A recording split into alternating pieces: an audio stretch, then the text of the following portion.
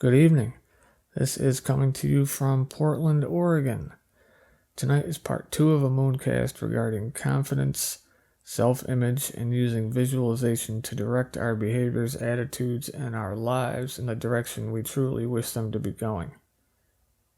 Last week I read a letter I wrote to someone who was struggling with some of these issues. I'll be touching on things directly from an old gem called Psycho-Cybernetics by a surgeon chap named Maxwell Maltz, and another book, Creative Visualization, by a wonderful woman called Shakti Gawain. I first heard about Psycho-Cybernetics from a good friend of mine while he and I were discussing interesting books we'd recently read. I can't really remember where I first heard about creative visualization. I'm pretty sure I just grabbed it from the used section at Powell's. I won't go into their personal history so we can get to the topics at hand. You can look those up yourself. Both authors have since passed on, so their respective books are now widely available for free, and I'll provide a link to the digital versions of those if you're interested. Just a caveat regarding Psycho-Cybernetics. I don't agree 100% with everything Maltz has to offer in this book, but the basic premise and the exercises I most certainly recommend. This is an example of how we don't need to agree with everything in a book to gain perspective from it, mine its treasures, and use them as tools for our growth. I would hope, as with many practices I present, you try these things for yourself, take from them what resonates with you and what exercises work after making an honest endeavor with them, and then discard the rest. I never follow any book or practice to the letter, and I urge you not to either. Take what speaks to you, what works for you, and put that into practice. So, some of the things I was attempting to get across in the letter to the discouraged person was the fact that we all have a certain notion of who and what we are and what we are not, and that is not necessarily accurate and most certainly not how others see us. A lot of times we focus on our failures, our shortcomings, and our faults, and choose not to focus on our strengths, our positive attributes, and all the good in and around us. The argument regarding self-image presented in Psycho-Cybernetics is that in order to have a happy, satisfying life, you have to have a realistic self-image. Not bloated and egomaniacal, but not lacking in self-confidence and self-defeatist either. Balanced, honest, realistic. You need to practice self-acceptance, have self-esteem, and be able to trust and believe in yourself.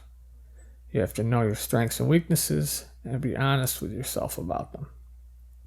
Here are a few things to stay conscious of as you go through this that I'll expand on.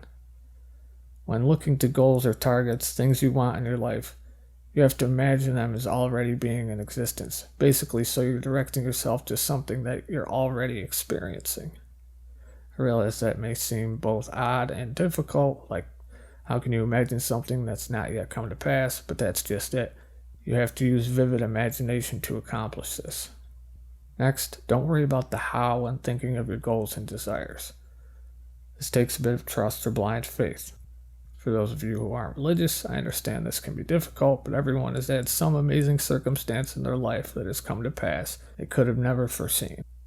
And prior to its passing, you would have never predicted it happening or seen yourself accomplishing it, yet it miraculously came into being. Think and feel only in terms of the end result and not the mechanics or probability of it manifesting. Also, don't be afraid of acting or making mistakes through that action. Doing nothing will give you nothing, and at least making attempts and failing will help you course correct and adjust to get you moving closer to your goals and desires. You also have to learn from your mistakes, but stay conscious of not dwelling on them. Forget your past errors after you've learned from them and remember your successes and achievements. Usually, we do the opposite. With these things in mind, here's your first exercise. Select your goal, whether it be more confident, outgoing, healthier, thinner, more motivated, a better person to your partner, a better guitarist or ball player, whatever it is. Take 10 minutes out of your day and envision that version of yourself in a highly detailed mental picture. Every time you recall it, it should be just as vivid and detailed in your mind. If writing out a little script, drawing pictures, or piecing together a collage from personal photos or magazine clippings helps facilitate this, you can do that. 10 minutes a day, visualizing the same version of yourself. Try it for 3 weeks and see what happens.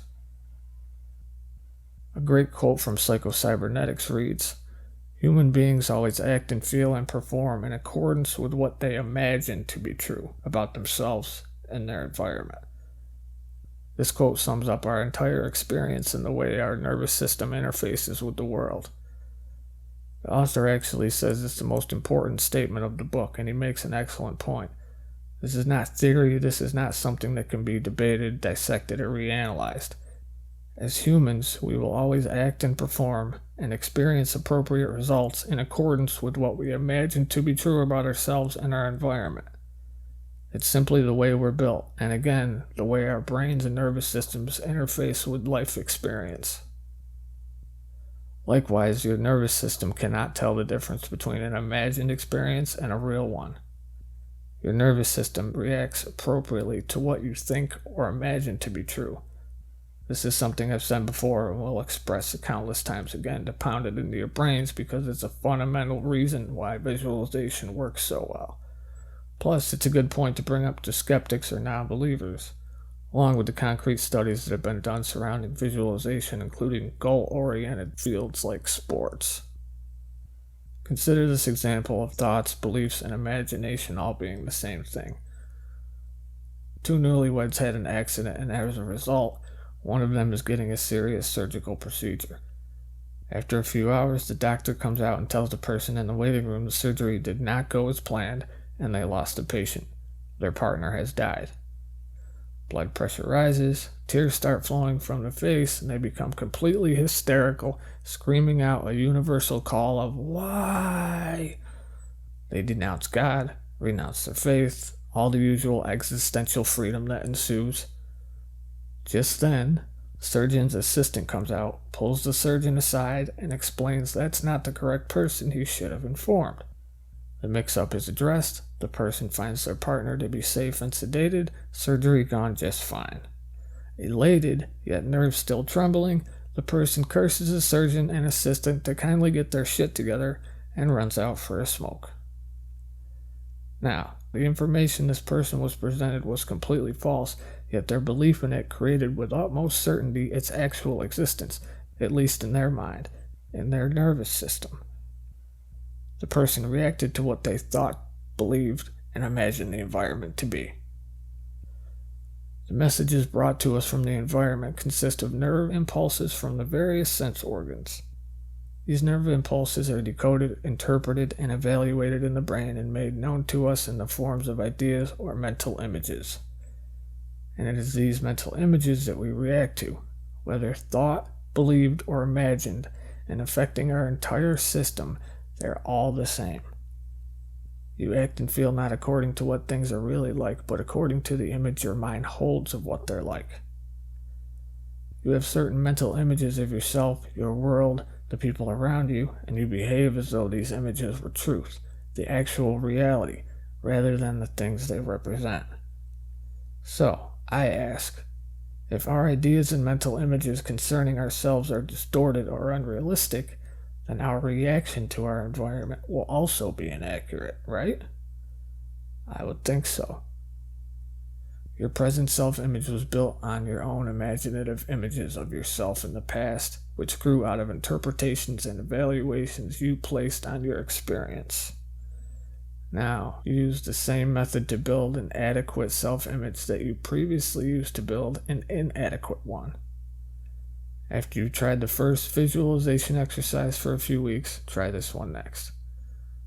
Set aside a period of 30 minutes each day where you can be alone and undisturbed. Relax and make yourself comfortable. Now close your eyes and exercise your imagination. If you can get better results imagining you're sitting in front of a large movie screen watching a film, go with that. The important thing is to make these pictures as vivid and detailed as possible. You want your mental pictures to delineate actual experience as much as possible. The way you do this is to pay attention to small details, sights, sounds, objects in your imagined environment. Details of the imagined environment are important in this exercise because, for all practical purposes, you are creating a practice experience. If the imagination is vivid enough and detailed enough, your imagination practice is equivalent to an actual experience, insofar as your nervous system is concerned. Next important thing to remember is during these 30 minutes you see yourself acting and reacting appropriately, successfully, and ideally. It doesn't matter how you acted yesterday. You don't need to try to have faith you will act in some ideal way tomorrow. Your nervous system will take care of that in time if you continue to practice visualization. Don't tell yourself, I'm going to act this way tomorrow. Just tell yourself, I'm going to imagine myself acting this way for 30 minutes right now. See yourself acting, feeling, and being as you want to be. Imagine how you would feel if you were already the sort of person you want to be. If you've been shy and timid, see yourself moving among people with ease and self-assurance and feeling good about yourself. If you've been fearful and anxious in certain situations, see yourself acting calmly and deliberately, acting with confidence, courage, and feeling good about it. This exercise builds new quote-unquote memories or stored data in your brain and nervous system and builds a new image of self. After practicing it for a while, you'll find yourself acting differently, more or less automatically and spontaneously without trying. You don't need to take thought to try or make an effort in order to feel ineffective or act inadequately now and in the past. These things are automatic and spontaneous because of the memories, real and imagined, you have built into yourself. You'll find it will work just as automatically using positive thoughts and experiences as with negative ones. Here are some steps further broken down to make it easier. Number 1, write out a brief outline or description of the mental movie you intend to construct, experiment with, develop, and view it in your mind. Number 2, set aside 30 minutes a day, find a quiet, private place, and relax. Close your eyes and begin playing, editing, and replaying your movie in your mind. 3, for the first 10 days, gradually alter your movie so that you act exactly as you desire and achieve the experience and results you desire. For the remaining 11 days, play and enjoy that movie repeatedly without change. Remember, as vividly as possible. Now, just a side note, some people might have an issue with visualization or seeing images in their mind's eye. That's fine. Some people might say, oh, I can't do this because I can't create mental images. It's not necessary to see mental images to do this. Some people can close their eyes and see things very clearly. Others can't see anything and actually just think about things deeply. And some people think about things and get a feeling or impression from them. Don't get hung up on whether your version of imagination is different than anyone else's, or even different to how I'm describing it here. We all have wild imaginations. We all think about things that have happened to us in the past, and things we wish to happen to us in the future, and even terrible circumstances we hope don't ever happen to us. Our minds all work like this by running amok and producing crazy thoughts all the time. Whatever your personal way of imagining is, go with that. Whether by seeing images, thinking deeply, or getting a feeling from it, it doesn't really matter. You don't have to be some mental image master in order to do this. Visualization is simply relaxing, running an intended script in our mind, and acting as if it's already come to pass. Do whatever works for you. As with the person I was writing to, a lot of people believe there is something about them that makes other people reject them, look down on them, or even outright ridicule them. A lot of times this thing doesn't even exist, or it's all in their head or magnified to an absurd, unrealistic level, yet it causes them dysfunction or hinders progress in certain areas of their life. These can be physical, mental, or emotional attributes, and it doesn't really matter where it came from, whether it be a teacher, your parents, siblings, the media, or wherever. If we're convinced of something, then it's true, in our minds, in our lives, and that's our experience. This programming came into being either by an authoritative source, through repetition, or through intensity. Likewise, deprogramming and reprogramming yourself requires you to provide these same factors. The good thing is we all have the ability to deprogram and reprogram ourselves and discard these feelings of inferiority and limitation. As soon as we change our beliefs, we change all these notions of, I can't, I could never do that, I'm not good enough, I'm not smart enough, I'm not good looking enough, I'm not thin enough, I don't deserve that, I'm not a good person, or any of the other bullshit that's been ingrained into us either by outside forces or perpetuated ourselves.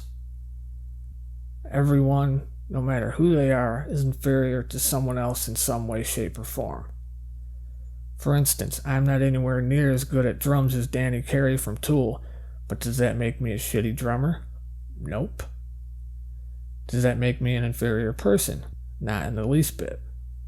And who knows, perhaps Danny Carey's knack for putting together badass music mixes isn't anywhere near as good as mine. Maybe he doesn't know how to keep people's attention outside of playing drums, whereas I obviously do, or else you wouldn't be listening to this, right? The point is, we can't measure or base the metric of what's acceptable for us using outside or exterior sources. You are your own person with your own strengths and weaknesses, your own abilities, and your own limitations. But you have to be honest and real with yourself about them and not base them on unrealistic bullshit. A lot of times the feeling of inferiority doesn't come from our own expectations, but from someone else's, based on their skills, successes, or attributes. Whenever you measure yourself against someone else's norm, you will always come out second best. And that's usually all the evidence we need in confirming to ourselves we're not good enough, not worthy enough, or shouldn't have even tried in the first place. This type of thinking needs to be ripped out by the roots if you're ever to find any semblance of happiness in the future. Sometimes our memories of past errors, failures, or painful and negative experiences actually help us and contribute to the learning process, as long as they are used properly as negative feedback data and seen as deviations from the positive goal desired. As soon as the error has been recognized as such, it is equally important that the error be consciously forgotten, and that the successful attempt remembered and emphasized. Our errors, mistakes, failures, and sometimes even our humiliations were necessary steps in the learning process. However, they were meant to be a means to an end, not an end in themselves. When they've served their purpose, they should be forgotten. If we consciously dwell on our mistakes or consciously feel guilty about them and keep berating or judging ourselves over them, then we make those mistakes or failures held in our imagination and memory again and again.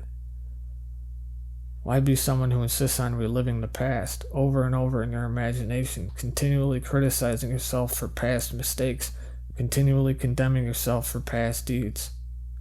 Fuck that. Continually criticizing yourself for past mistakes or actions, whether from years ago or minutes ago, does not help you, and actually tends to perpetuate the very behavior you would like to change. Memories of past failures can adversely affect you in the present if you dwell on them and think to yourself, I failed yesterday, so I fail again today. This is neither logical nor rational. Thinking, I can't, in advance without trying, and in the absence of any evidence to the contrary, makes no sense at all whatsoever. The minute that we change our minds and stop giving power to the past, with its mistakes, loses its power over us. Here's an exercise to help you regain power called Reclaiming Self, Power, and Position.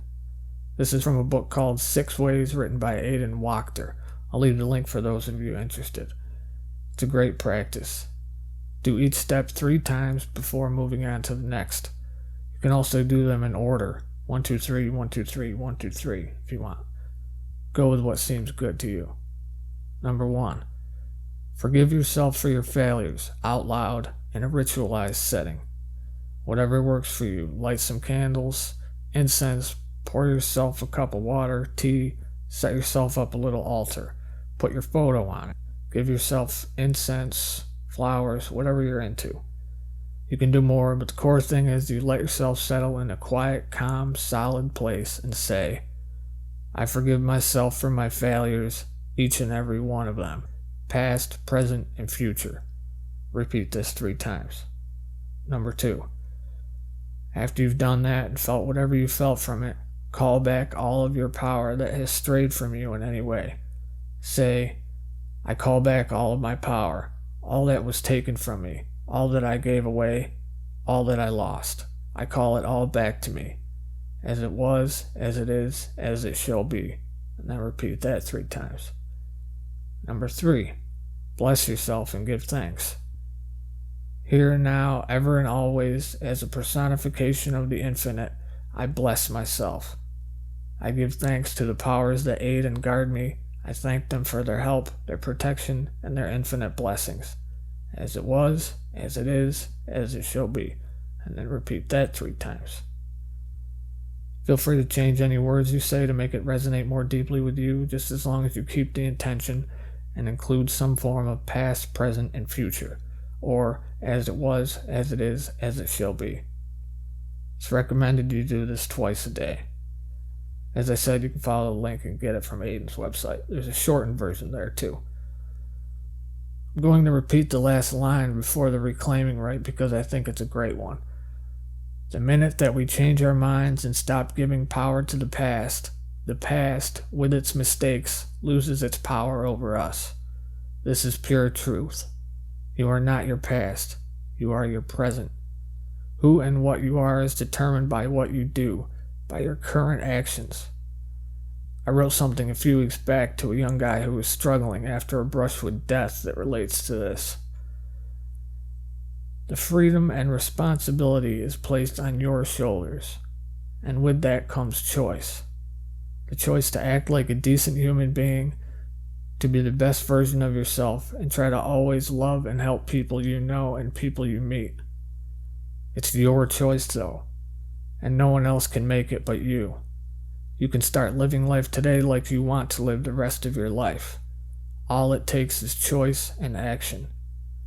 Our choices and actions over time make us who we are in this life. Ask yourself who you want to be and then start doing it with conviction.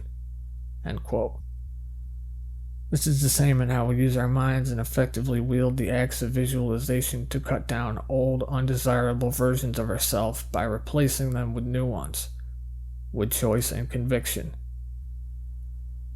You can change from anything to anything else by changing your self-image, by providing it with a new truth, challenging what you believe to be true, discovering it is based on illusion, and replacing that truth with another truth.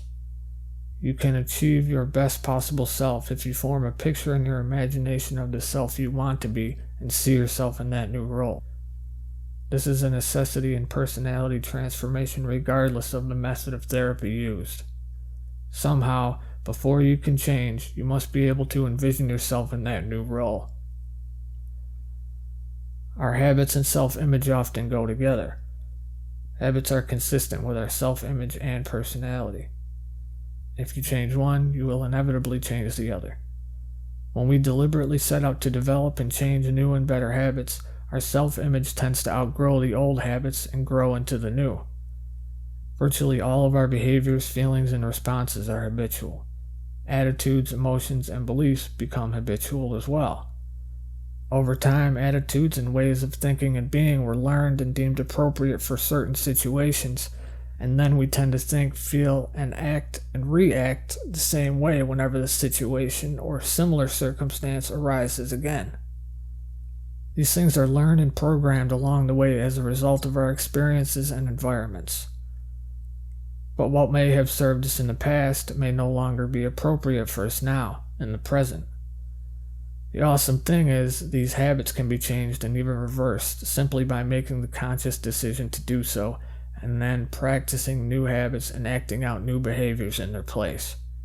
It requires practice and your attention until the new patterns and habits are learned, but it's totally possible with a bit of effort.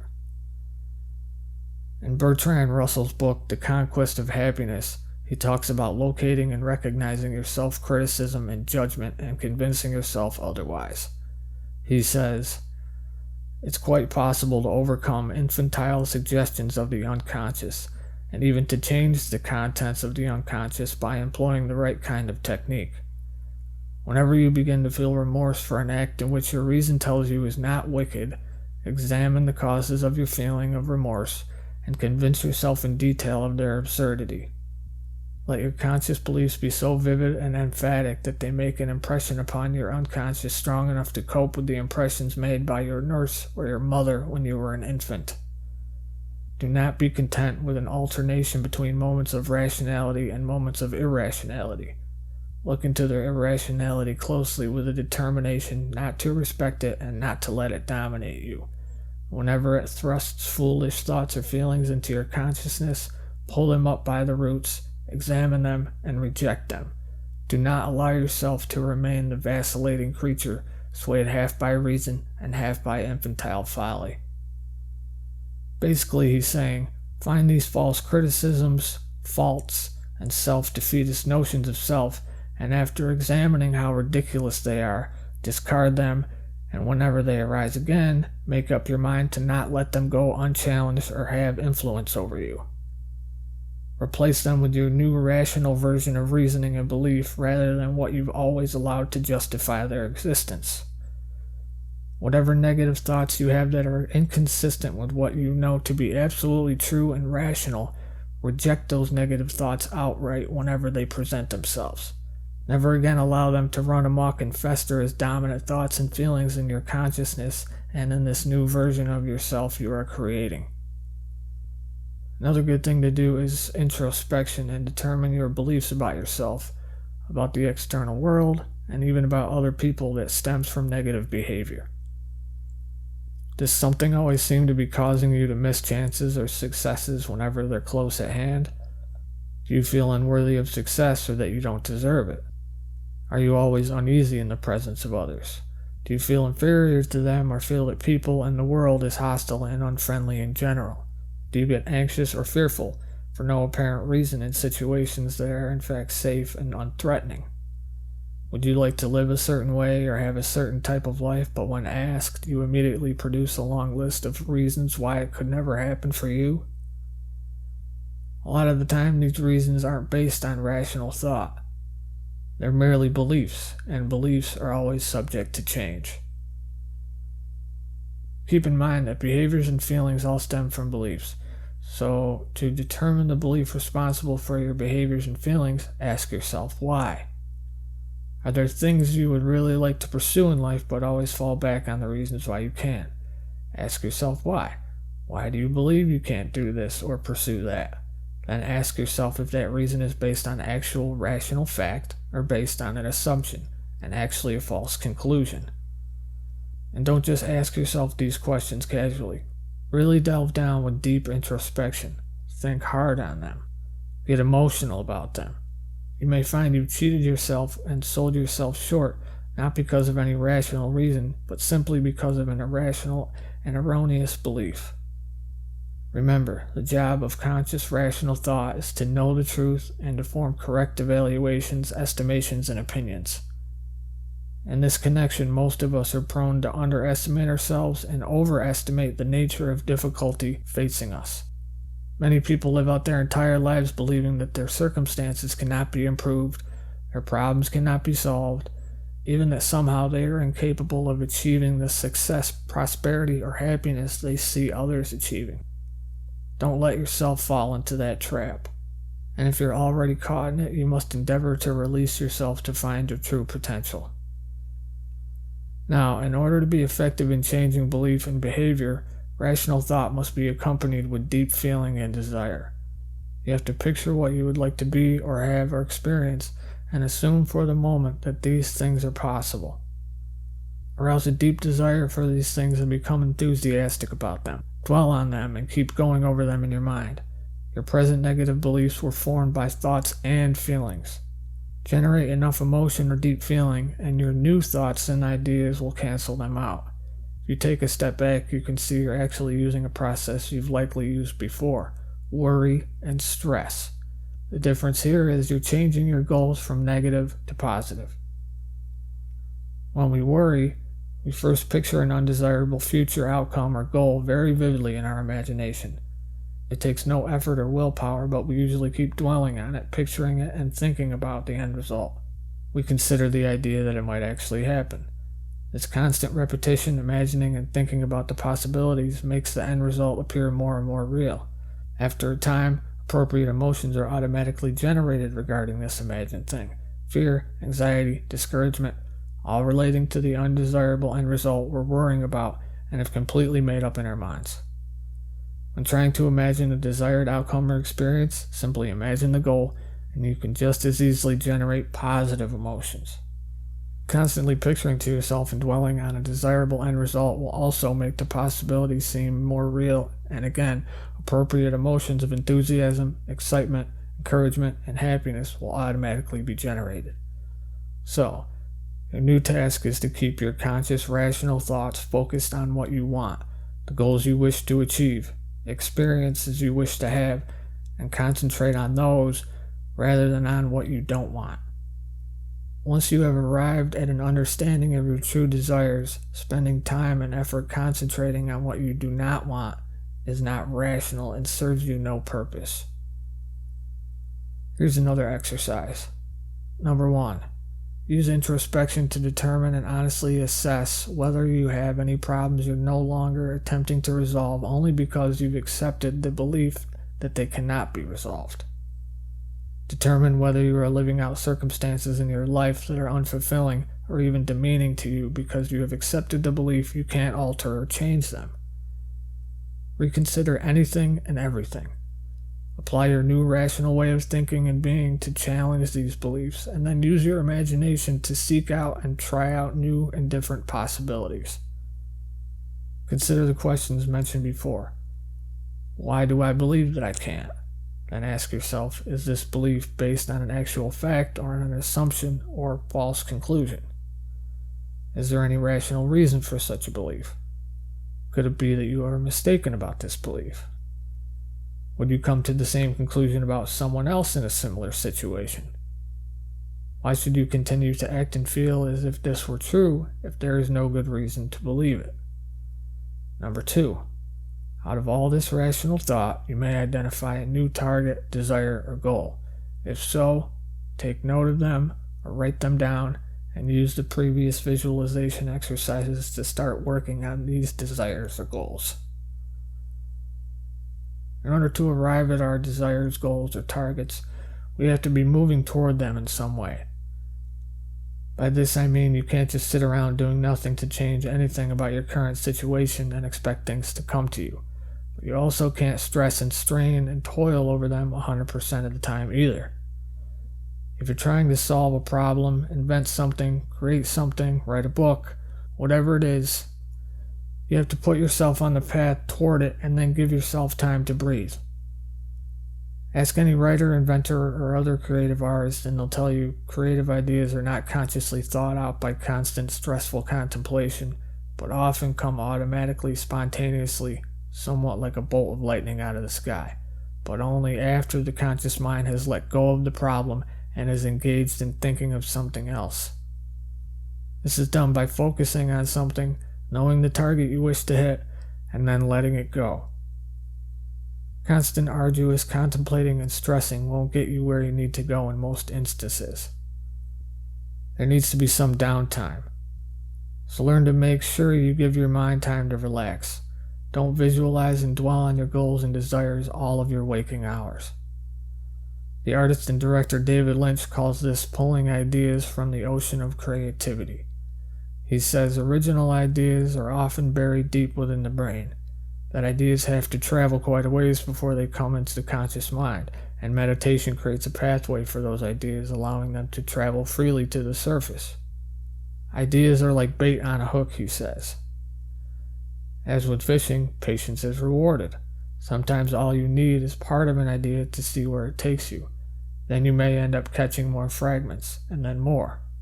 And sometimes you hit a wall. That's okay. Sometimes your mind needs a break. That's when you sleep on it. There are countless accounts of inventors and scientists who had been working on a problem only to discover the answer after a good night's rest. This is a key lesson to learn from and practice on your own.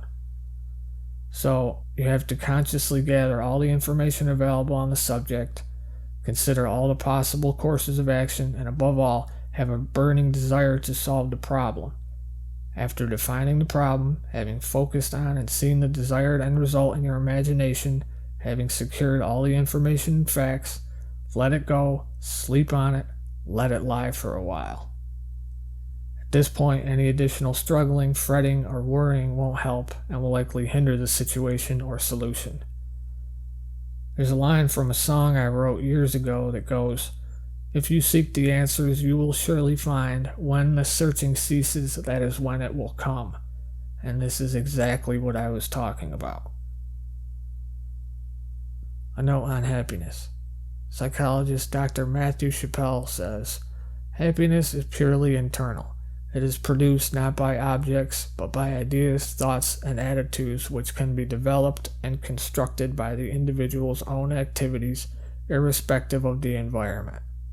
He makes a valid point here.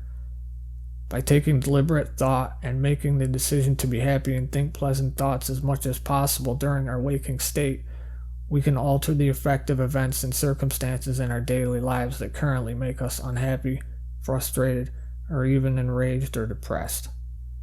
To a large extent, we react to petty annoyances and inconveniences with negativity, dissatisfaction, resentment, and irritability, all purely out of habit. We've practiced reacting this way so long, it's become habitual. And it's a horrible cycle to keep ourselves turning in and day out. I know for me personally, years back, little things would set me off, sometimes into a rage. And it was commonplace and habitual. I didn't even notice it anymore. It took a coworker pointing it out to me one day for me to realize. They asked why I was so angry all the time. I was kind of taken aback and surprised, but then as I thought about it, I had been letting little bullshit things get my temper flaring that entire year. As I thought about it, I realized even little things like missing the bus or waking up late would send me into a rage too. During that time, I was missing sleep and dealing with asshole upstairs neighbors, which certainly played a role in being stressed out and on the edge, but the habit is what kept me in it, so much so I wasn't even conscious of it anymore. Until it was brought to my attention and I began consciously looking for it, and then I was able to consciously make a change. These can be things that we take personal or things that are completely impersonal, but we still let negatively affect us by reacting negatively to them. Maybe when someone interrupts us as we're speaking, or when someone doesn't come through for us when they said they would. Perhaps like me, missing the bus, waking up late, getting stuck in traffic when we're running late, getting caught out in the rain the one day you forget your umbrella. No matter what the situation, we often react with resentment, frustration, anger, even self-pity. We react with, in another word, unhappiness. And the root cause of this happiness is taking things personal that aren't personal at all. It's purely circumstantial, but we react as if it's complete and utter tragedy. Some of us even react as if the universe is constantly against us. Think of how TV audiences act. The applause sign lights up and everyone applauds. When they come back from commercial, the camera is sweeping through the audience and everyone is clapping and freaking out. The host cracks a joke, everyone cackles with obligatory laughter. Essentially, the audience acts like sheep, reacting as they're told or expected to react. And you are doing the same thing in your daily life, letting other people and outward events and circumstances dictate your feelings, actions, and reactions. You are obedient to your master, your habits, whenever a situation gives you the signal to be angry, upset, or unhappy. We have to stop letting external events dictate our actions and moods. People often say things like, "Well, you made me feel this way." No. Their reaction to it is how they chose to respond or their habitual way of responding to these types of situations. That is what makes them feel a certain way. People who have no control over their emotions or no capacity to see things impersonally inevitably react how they always do, how they always have. This is the problem with cancel culture and the blame game people so often play in recent times. People actually possess the moronic idiocy to try and tell comedians the meanings or intentions of their jokes, all because of the way the joke made that person feel. This is utter insanity. First off, you can't tell someone else what they meant by something they said, because you're not in their head, and things will always be received and interpreted differently than they were initially sent or transmitted. That's just the nature of communication in human beings, for a myriad of reasons. More to the point though, you can't blame other people for what you feel. If you react negatively to something, that's how you chose to interpret and process it in your nervous system, predominantly through habit. A joke that is disgusting, repulsive, or in bad taste to you might be absolutely hilarious to the person sitting next to you. If two people get fired from a job, one person may be devastated while the other might see it as a gift and an opportunity to start a new career or start down a new path in life. It's all in how we interpret it and process the incoming information and consciously choose to react to it. The Greek philosopher Epictetus once said, "We are disturbed not by the things that happen, but by our opinion of the things that happen." At any point in time, the circumstances and facts in the world and in our personal lives can justify either a pessimistic and bleak outlook or an optimistic and hopeful outlook, all depending on our choice. It's a matter of selection, attention, and decision. And for all those thinking of it, this is not willed ignorance or self-deceit, nor is it a matter of being honest or dishonest, realistic or unrealistic, as many pessimists will use to justify their negative disposition. I used to justify it the same way. While there is a lot of trouble in the world, there's also a whole lot of beauty. It's merely a matter of what we choose to give primary attention to, what we focus on, and what thoughts we choose to keep in our mind. Anyone who's ever taken LSD can confirm the reality of this fact, as it becomes quite exaggerated when you're in the midst of a psychedelic experience. Whatever you focus on and contemplate becomes magnified, sometimes to the point of it actually seeming real, hyper-real. So it's imperative that we break these habitual reactions and have a more objective view of the world within and around us. Obviously, this is something that takes practice and self-control to begin applying in your life, but it's not impossible. We simply have to strive in leaving our opinions out of things, being more objective and less subjective to the situations in our lives. Here's an exercise regarding reactions and habits. I'm calling it MESHO, an acronym for Meet Every Situation Head On. Little nod to Psychic TV. Form the habit of reacting aggressively and positively toward threats and problems. Form the habit of staying goal-oriented all the time, regardless of what happens. Do this by practicing a positive aggressive attitude, both in actual everyday situations and in your imagination. See yourself in your imagination taking positive, intelligent action toward solving a problem or reaching a goal.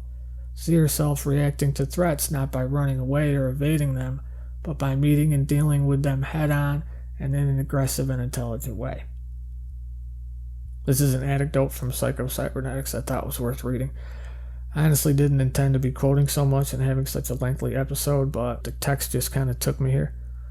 It's entitled, Happiness versus Unhappiness equals Facts versus Opinions. When I announced that I wanted to be a doctor, I was told that this could not be because my folks had no money. It was a fact that my mother had no money. It was only an opinion that I could never be a doctor. Later, I was told I could never take postgraduate courses in Germany and that it was impossible for a young plastic surgeon to hang out his own shingle and go into business for himself in New York.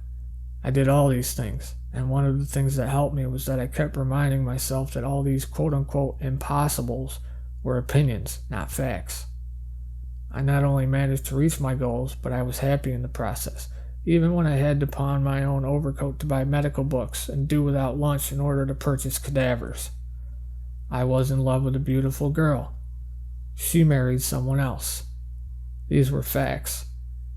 But I kept reminding myself that it was merely opinion, that this was a quote-unquote catastrophe, and that life was not worth living.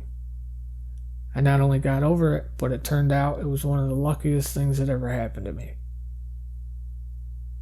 When the author was asked in the past to provide a succinct definition of his book, he said, "The essence of psycho-cybernetics is the accurate, calm, and ultimately automatic separation of fact from fiction, fact from opinion, actual circumstance from magnified obstacle, so that our actions and reactions are solidly based on truth, not our own or others' opinions."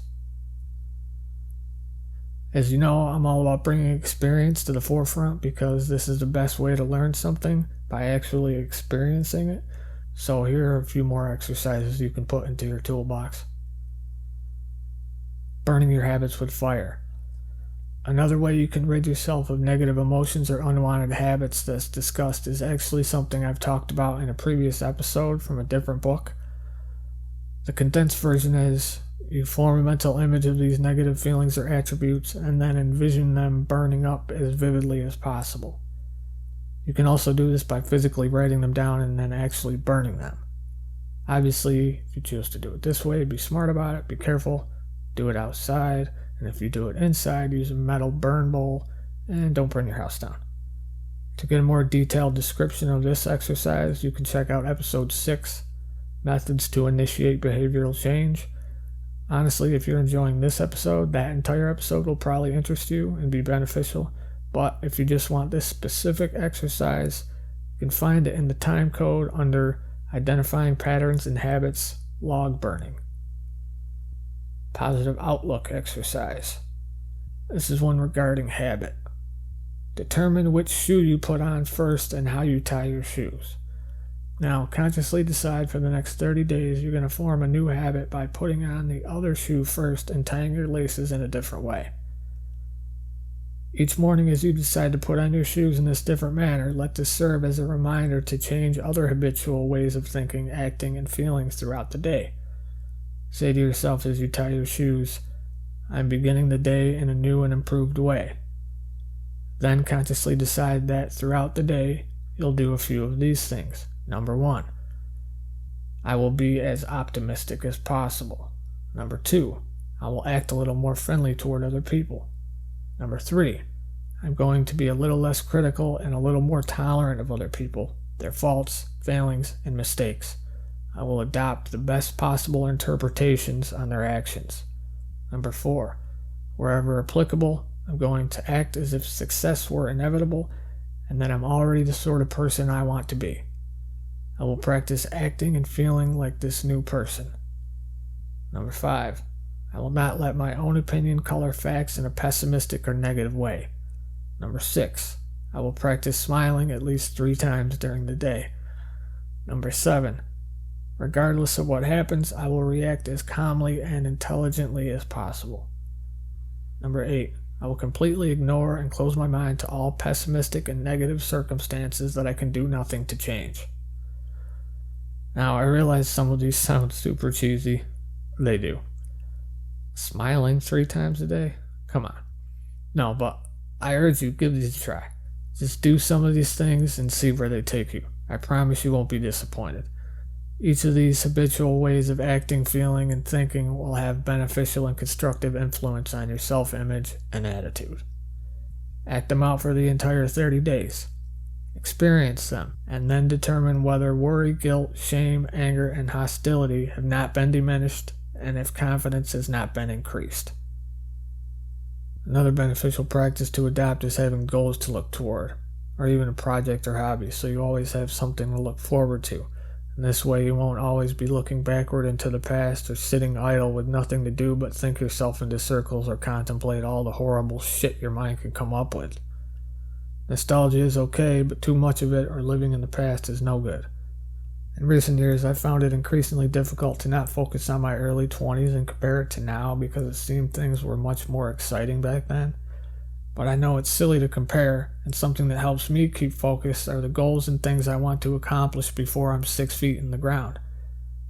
And looking backward isn't going to help me achieve these goals any quicker. I can appreciate the past, but living in it or for it is a fool's errand. A good example of how not having goals to reach for can be detrimental is clearly illustrated in the fact that some people pass away shortly after retirement. You think that's mere coincidence? Of course it isn't. They no longer have anything to look towards, so their entire existence changes from inertia to stagnation. They have no goals to look toward and nothing to live for any longer, or little to live for any longer. So, get a goal, project, or passion. So this next one isn't so much an exercise, but what we just touched on.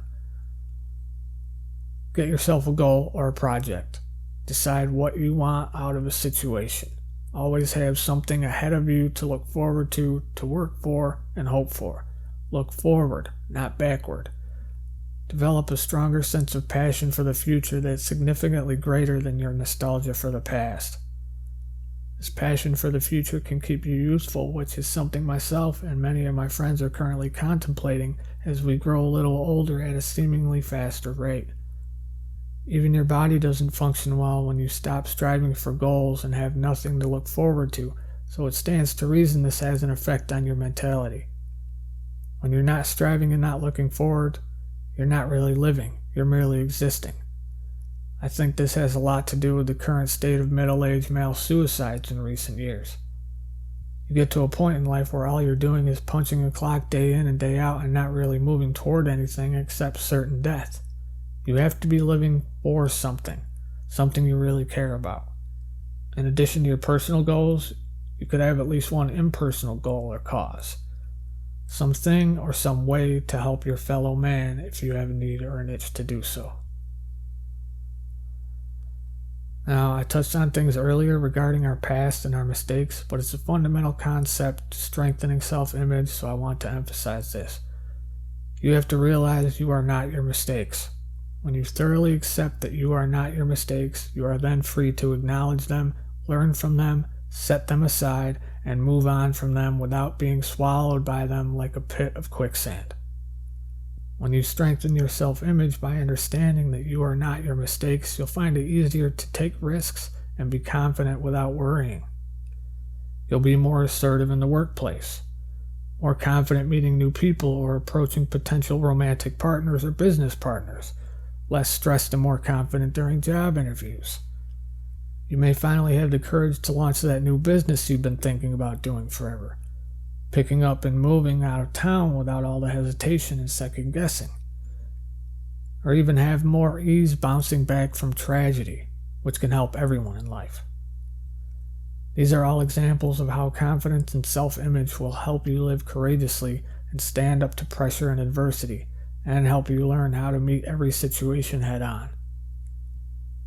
Stop carrying around a mental picture of yourself as a person less capable than others by making unfair apples to oranges comparisons. Celebrate your victories, small or large, recognize and build on your strengths, and continuously remind yourself that you are not your mistakes. You also have to be courageous enough and willing enough to take action. The difference between a successful person and a failure is usually not due to abilities or ideas, but the courage to bet on ideas, take a calculated risk, and take action. Standing still and failure to act causes people who are faced with a problem to become nervous, unsure, or trapped. So when faced with a problem, study the situation thoroughly. Go over the various courses of action possible to you in your imagination and the consequences that could follow from each course.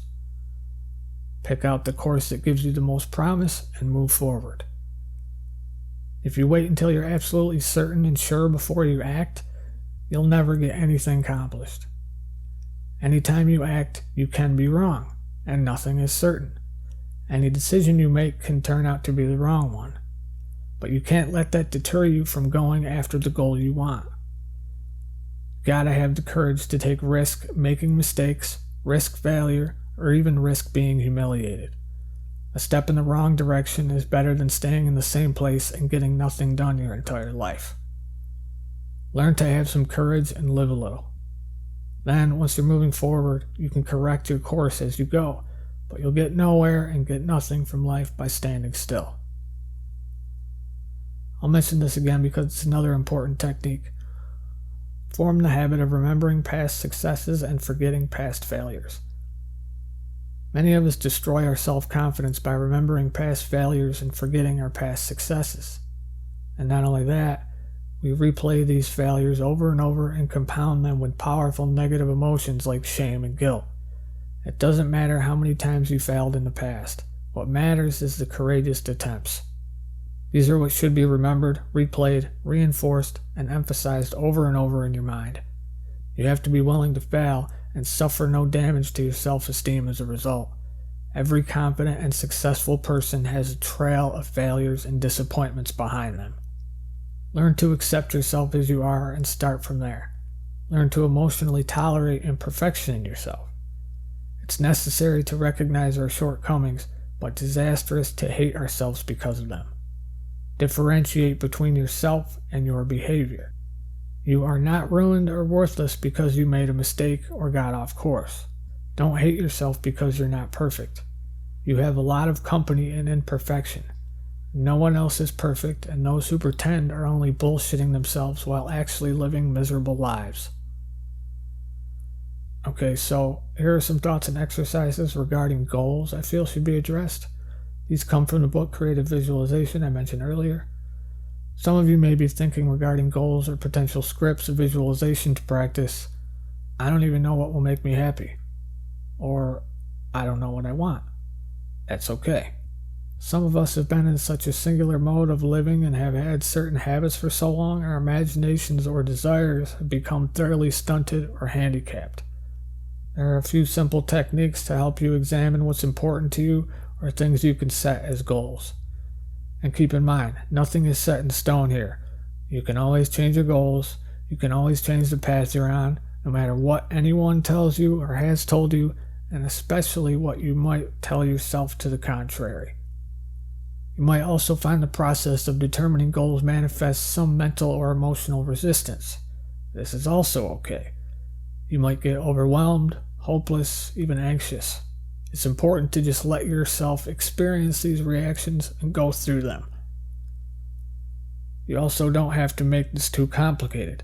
Keep things simple if that works best for you. I'm a more detailed person, so when I first started this, it was total mayhem. Outlines and long lists and paragraphs and super overly complicated ridiculousness. I wouldn't suggest that unless you're a detailed person and you're good at selecting and analyzing small bits of info from much larger sections. What I can say is, the more you write out, the easier it may be later to downsize, discover what you don't want, and things to cross off your list. Alright, so first sit down with a pen and paper and write out the following categories. Work/career, money, lifestyle/possessions, relationships, creative self-expression, leisure/travel, personal growth/education, and world/environment. Now, keeping in mind your present life situation, write down under each category some things you'd like to have, to change, or to improve in the near future. Don't think too hard about it. Simply write down any ideas that come to mind as good possibilities. The purpose of this is to loosen you up and get you thinking about what you want in the various areas of your life. Next, take another piece of paper and write at the top, if I could be, do, and have everything I want, this would be my ideal scene. Now list the same categories, and after each one, write a paragraph or two, or however much you want, describing your absolute ideal situation in life. The purpose of this exercise is to expand you beyond your present limits, so let your fantasies take over and don't hold back. This is allowing yourself to have anything you could ever want. And by the way, the last category, world environment, has to do with your ideal situation of the world you'd like to see.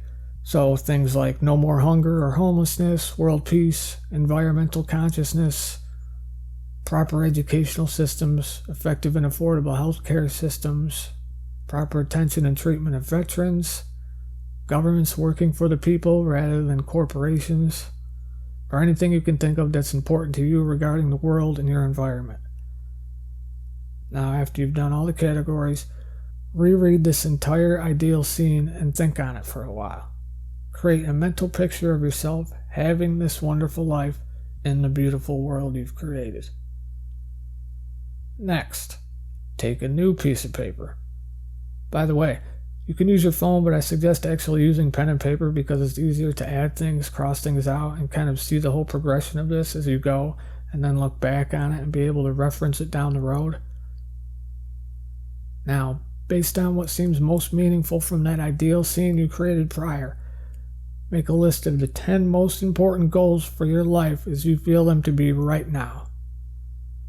Remember, you can change this list, and believe me, you will as time goes on. Next, now write down my 5-year goals, and write a list of the most important things you'd like to accomplish within the next 5 years. As with visualization, it's good to write these things down as if they've already happened and are currently in existence. So write them in the present tense. For instance, I now have my own 10-acre farm in the country with animals, a pond to swim in, and an art studio where I work. Maybe it's more career-oriented and you write, I'm so happy and fulfilled with my awesome design job, I love it. Or, my new business is giving me freedom, keeping me busy, and my life is full of purpose. This is your life and these are your goals though, so apply a similar formula to you. Be sure to write down the things that are meaningful to you and not the things you think you should want. These should also not be things you think other people would praise or accept or be in agreement with. You have to be completely honest with yourself.